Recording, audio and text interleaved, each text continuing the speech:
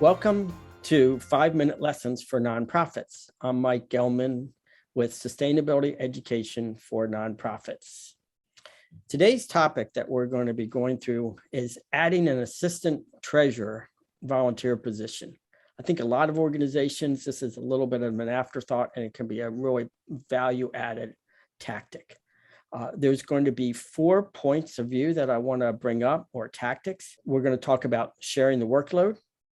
Then we're going to talk about the increased opportunities for interactions, which I think you'll find interesting.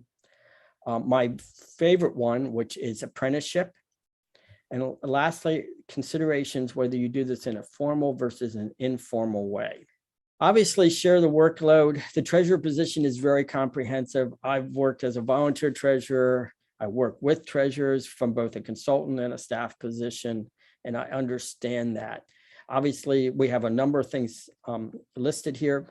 The financial oversight and attending meetings is really helpful. A lot of times the treasurer might not be able to make every meeting each year. The other big areas that require a lot of time, annual budgets, internal control systems, having an assistant here would really help. So you can see how it's really just dividing the workload. And these are some examples.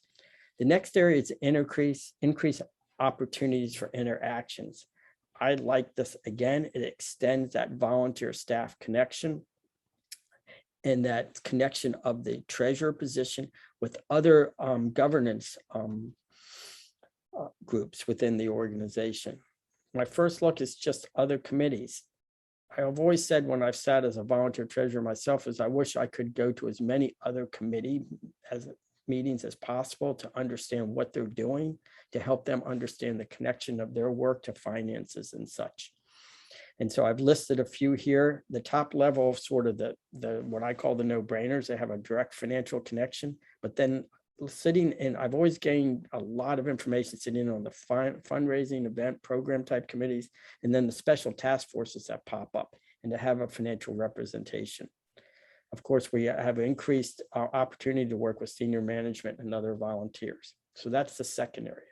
The third area, apprenticeships, is a key area. I said it was my favorite area because we have to learn the treasurer role. I always think if you serve as a treasurer for 2 years, that whole first year you're going through the cycle to learn how things time and how they hit. We all know in the accounting cycles, we have things that are annual, quarterly, monthly, weekly, daily.